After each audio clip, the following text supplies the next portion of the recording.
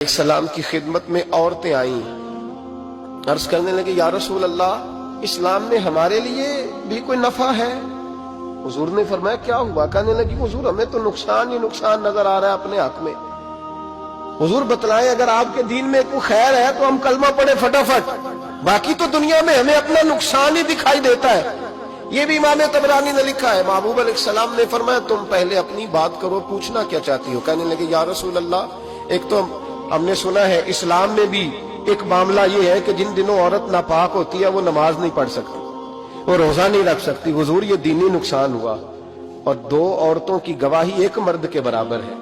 دنیا میں بھی ہمارا وہ کردار نہ ہوا جو کہ مردوں کا ہے، تو حضور ہماری دنیا میں بھی نقصان ہے، دین میں بھی نقصان ہے۔ یا رسول اللہ یا رسول اللہ یا رسول اللہ صلی اللہ علیہ وسلم۔ آقا پھر تو یہ ہوا کہ ہفتے مہینے کے بہت سارے دن عورت ویسے ناپاک رہی، دین سے دور رہی، اور اگر وہ قومی معاملات میں کوئی کردار ادا کرنا چاہے پھر بھی اس کی گواہی دو عورتوں کی ایک مرد کے برابر، تو حضور دنیا کا بھی نقصان دین کا بھی۔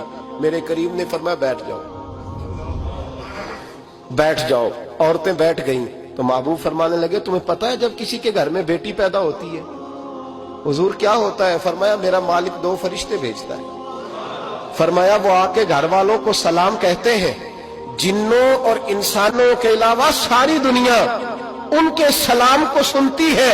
فرمایا پھر وہ فرشتے اپنے پروں سے اس بیٹی کو ڈھانپ لیتے ہیں اور پھر اس کے سر پر پھیرتے ہیں، اور فرمایا پھر وہ ان کے باپ کو کہتے ہیں ان کی صحیح طرح پرورش کرنا، پھر ان کے ذمہ داروں کو کہتے ہیں، ان کے خاندان کے بڑوں کو کہتے ہیں صحیح طرح پالنا۔ اگر تم ان کی یہ لفظ سنو میرے محبوب کے، حضور فرمانے لگے رب کے فرشتے کہتے ہیں اگر تم نے صحیح پرورش کر کے بیاہ دیا تو اللہ قیامت تک تمہاری مدد کرے گا۔ کس طرح؟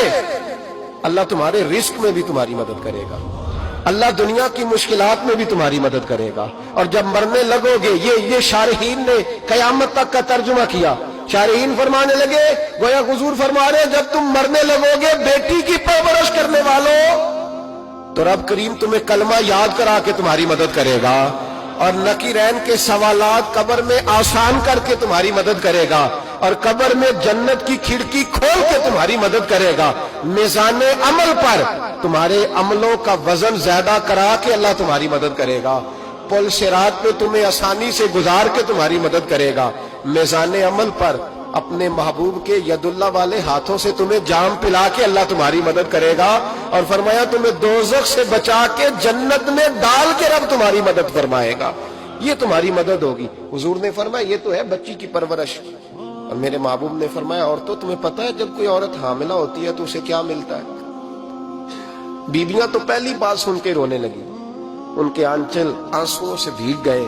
محبوب فرمانے لگے جب کوئی عورت حاملہ ہوتی ہے تو رب اسے اسی طرح کا اجر دیتا ہے جس طرح اس مجاہد کو اجر ملتا ہے جو جہاد فی سبیل اللہ میں جاتا ہے، اتنا اجر اللہ حاملہ عورت کو دیتا ہے۔ اور محبوب کریم علیہ السلام فرمانے لگے جب وہ بچے کی پیدائش ہوتی ہے، جب بچہ جنتی ہے تو رب اسے اتنا اجر عطا کرتا ہے جتنا رب کریم ایک شہید کو اجر عطا فرماتا ہے۔ ایک شہید کے برابر مالک اسے اجر دے، اور شہید کا اجر تو آپ کو پتہ ہی ہے کتنا ہے، اس کا پہلا قطرہ زمین پہ گرتا ہے تو گناہ اللہ سارے معاف فرما دیتا ہے۔ فرمایا اللہ عورتوں کو یہ اجر دیتا ہے۔ میرے محبوب فرمانے لگے شرط صرف اتنی ہے کہ اپنے خاوند کی فرما بردار رہنا، اور فرمایا اس کے بعد جب وہ بچہ پالتی ہے رات کو اٹھ کے اسے دودھ دیتی ہے، اور اگر بول و براز کرے تو رات کو اٹھ کر اس کی صفائی کرتی ہے۔ فرمایا جو بی بی اپنے بچوں کی خاطر رات بیدار رہے گی رب کریم اسے اتنا ہی اجر دے گا جتنا رات کو اٹھ کے نفل پڑھنے والے کو اجر عطا فرماتا ہے۔